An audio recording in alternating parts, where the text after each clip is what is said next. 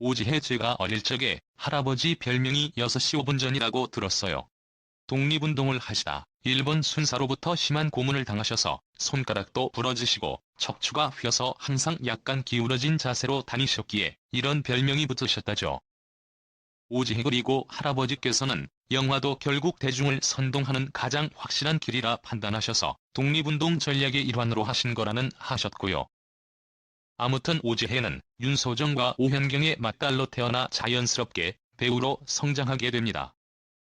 오지혜 배우인 아버지와 어머니의 영향과 집분위기에 따라 자연스럽게 배우의 길을 걷게 됐다. 아버지와 어머니가 워낙에 유명하다 보니 어느 정도 스트레스를 받았던 것 같네요. 오지혜 데뷔 초기 한창 기대주란 평을 받고 있을 때 어떤 음식점에서 누군가 나도 저 집안 딸이라면 저 정도는 할 수 있겠다는 말을 들었다. 오지혜 그래서 내가 받은 칭찬의 8할은 내 것이 아니라는 생각에 한시도 나태할 수 없었다. 그런데 오지혜와 어머니 윤소정과의 관계가 굉장히 직설적이네요. 윤소정 내 딸 오지혜는 발성이 좋고 연기 공부를 끝없이 하는 노력파다. 단지 좀 더 예뻤으면 잘 팔아먹었을 텐데 아쉽다. 오지혜 엄마는 내게 없는 섹시함과 여성스러움을 타고났다. 그러나 연기는 너무 구닥다리다. 서로 흉허물이 없는 모녀 사이기에 이런 말들이 가능하지 않을까 하네요. 오지혜 가치관이나 인생관을 살펴보면 두 가지 특이한 점이 있습니다. 먼저 똑똑하고 의식 있는 배우에 대한 지론입니다. 오지혜 소위 진보를 표방한다는 한 여성 잡지도 너무 똑똑하면 배우하는데 지장 있지 않냐고 묻더군요. 오지혜 사실 똑똑하고 의식 있는 배우들은 많아요. 유명하고 대중들의 친숙한 배우들 중에 그런 사람이 드물어서 그렇지. 오지혜 또한 사회 현안에 대해 이야기하면 스포츠 신문에 안 실어주잖아요. 사실 우리 사회의 자본주의 시스템이 문제의식 없음으로 치장하기를 요구하는 측면도 있고요. 어떤 의미에서 배우가 너무 똑똑하거나 혹은 사회 문제에 너무 관여할 경우에 돈을 많이 벌기가 쉽지 않습니다. 게다가 이런 오지혜의 말은 배우 대신에 여자를 넣어도 별 문제가 없죠. 지난 총선에서 여자인 김모국 의원이 여자가 똑똑하면 밉상이다. 약간 모자란 듯 보여라. 라는 말을 공공연히 했을 정도로 우리 사회는 똑똑한 여자나 똑똑한 배우에 대해서는 그리 관대하지 않은 것 같습니다. 참고로 오지혜의 경우는 사회 참여 의식도 굉장히 높고 강연이나 글쓰기 실력 역시 굉장히 뛰어납니다.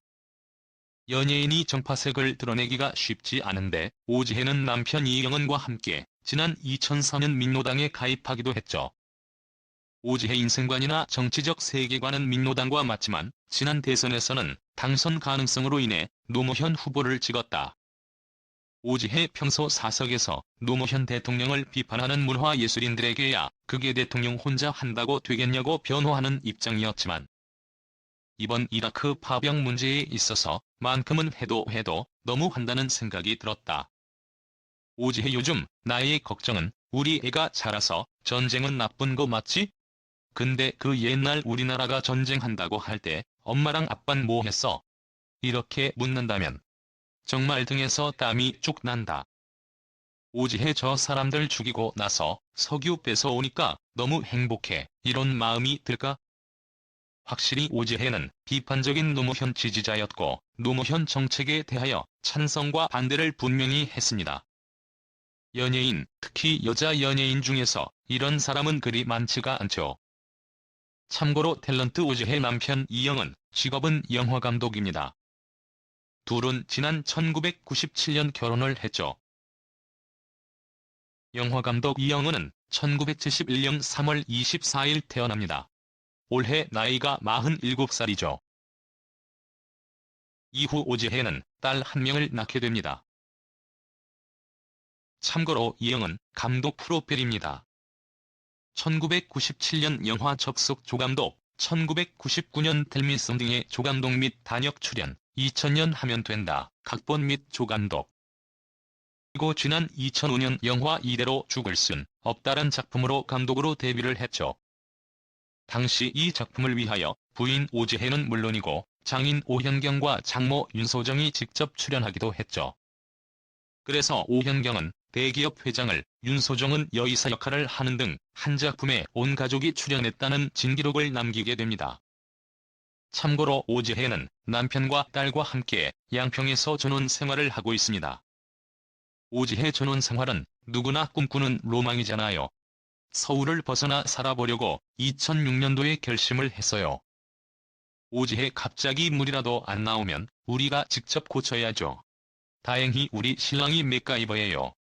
사실 영화감독이 촬영 없을 땐 백수잖아요.